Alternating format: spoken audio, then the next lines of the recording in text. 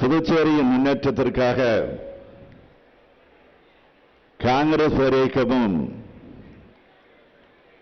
திராவிட முன்னேற்றக் கழகம் தான் பாடுபட்டிருக்கு. புரட்சிகர திராவிட இயக்கத்தையும் புதுவையையும் பிரிக்க முடியாது. திராவிட இயக்க கவிஞரான பாரதிதாசன தந்த மண் இது. தமிழ்நாட்டில் பேரறிஞர் அண்ணாவினுடைய ஆரியமாய் தடை செய்யப்பட்ட போது அதை துணிச்சலா கவிஞர் புதுவை சிவம் வெளியிட்ட மண் இது. தலைவர் கலைஞரனுடைய அரசியல் வாழ்வில் ஒரு திருப்பு முனையை ஏற்படுத்திய மண் இந்த புதுச்சேரி. அதனால் தலைவர் கலைஞருக்கு தமிழ்நாடும் புதுச்சேரியும் ஒன்றுதான். அந்த உணர்வோடுதான் இந்த ஸ்டாலினும் புதுச்சேரி மக்கள் மீது தனி பாசம் கொண்டவன். அந்த அடிப்படையில் தான் நம்முடைய சிவகுமார் நாசிம்னு இங்க இருக்கக்கூடிய திராவிட முன்னேற்ற கழக உடன்பிறப்புகளும் இந்த புதுச்சேரி மக்களுடைய முன்னேற்றத்திற்காக பாடுபடுறாங்க. அந்த உரிமையோடு தான் உங்ககிட்ட நான் வாக்கு கேட்க வந்திருக்கிறேன். புதுச்சேரியுடைய வளர்ச்சிக்கு திமுகவும் காங்கிரசும் பாடுபட்டா புதுச்சேரி மாநிலத்தை எப்படியெல்லாம் பின்னோக்கி கொண்டு போகலான்னு பாஜக செயல்படுது. இது புதுச்சேரி மக்கள் தொடர்ந்து பார்த்துக்கிட்டு வரீங்க. இங்க நம்முடைய வேட்பாளராக இருக்கக்கூடிய வைத்திலிங்கம் அவர்கள் சட்டப்பேரவை தலைவராக இருந்தப்போ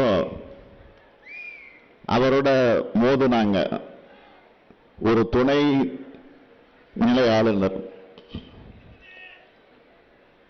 பாஜகவோட கட்சி பொறுப்பில் இருக்கிறவங்களை புதுச்சேரி சட்டமன்றத்தில் நியமன உறுப்பினராக போட்டு சட்டமன்ற ஜனநாயகத்தை கேலி கூத்தாக ஆக்கினாங்க ஒரு துணைநிலை ஆளுநர். அது மட்டுமல்ல, ஆட்சியிலிருந்து அரசையே புறக்கணிச்சிட்டு அவங்களுக்கு பதவி பிரமாணம் செஞ்சு வச்சாங்க. மக்களுக்கான அடிப்படை வசதிகளை செஞ்சு தராம அந்த வசதிகள் இல்லைன்னு காரணம் காட்டி ரேஷன் அரிசியை தடை பண்ணாங்க. புதுச்சேரிக்கு பொங்கலுக்கு தர வேட்டி சேலை இலவச அரிசி எல்லாம் எதுக்குன்னு கேள்வி கேட்டாங்க. இப்படி செஞ்சவங்க மக்களால் தேர்ந்தெடுக்கப்பட்டு முதலமைச்சராக இருந்த நம்முடைய நாராயணசாமி அவர்களுக்கு ஒத்துழைக்காம அரசியல் சட்ட கடமையை காத்துல பறக்க விட்டு புதுச்சேரி நிர்வாகத்தை சீர்குலைச்சது பாஜக. இப்படி செயல்பட்டது யாருன்னா துணைநிலை ஆளுநராக இருந்த அம்மையார் கிரண்பேடி அவர்கள். IPS இருந்தவர். அவர் சட்டத்தை நிலைநாட்ட போலீஸ் வேலை பார்த்தவர். அவரே துணை ஆளுநரா அரசியல் சட்டத்தை மீறி செயல்பட்டார். இப்படி தமிழ்நாட்டிலையும் ஒரு ஆளுநர் இருக்கிறார்.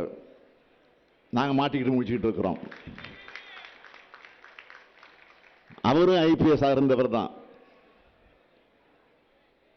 நான் பல நேரங்களில் சொல்றது உண்டு, அவர் தொடர்ந்து இருக்கட்டும்.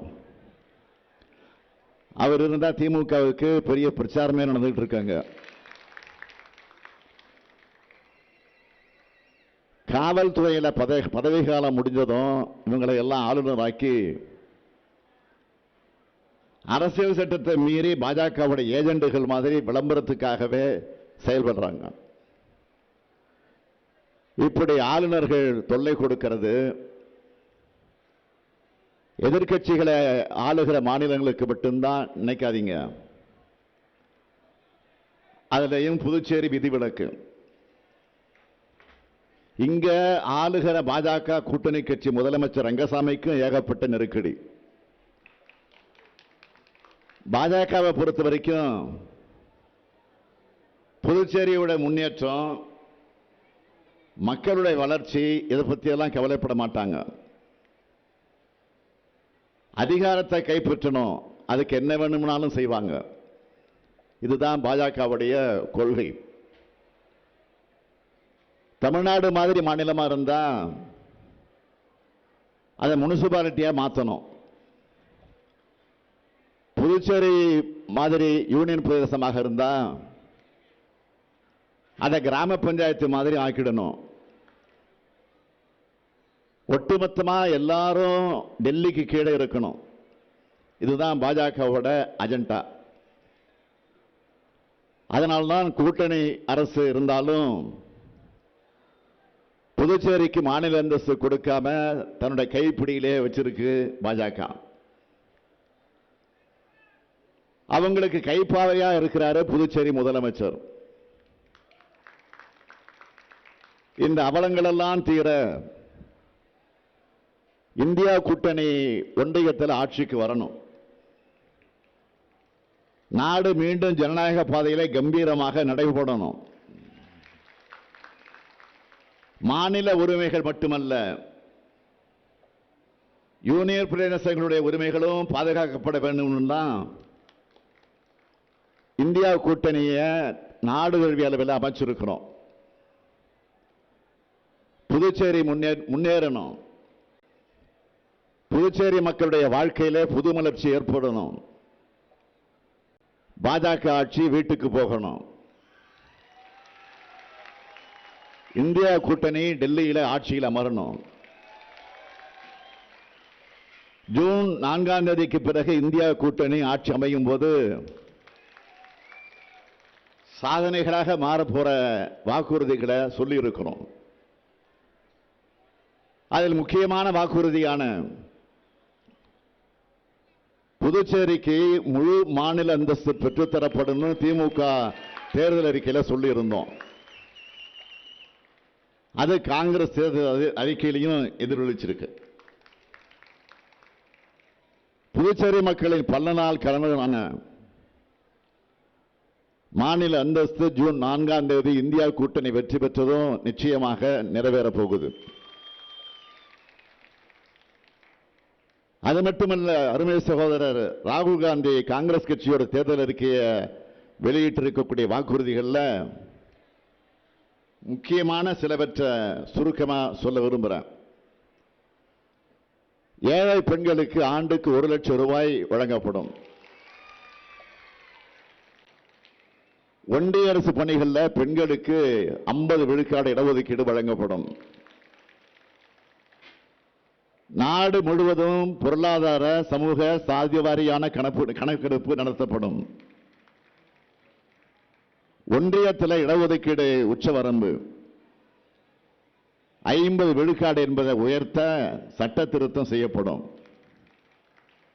எஸ்சி, எஸ்டி, ஓபிசி பிரிவினருக்கான காலி பணியிடங்களை ஓராண்டிற்குள் நிரப்பப்படும்.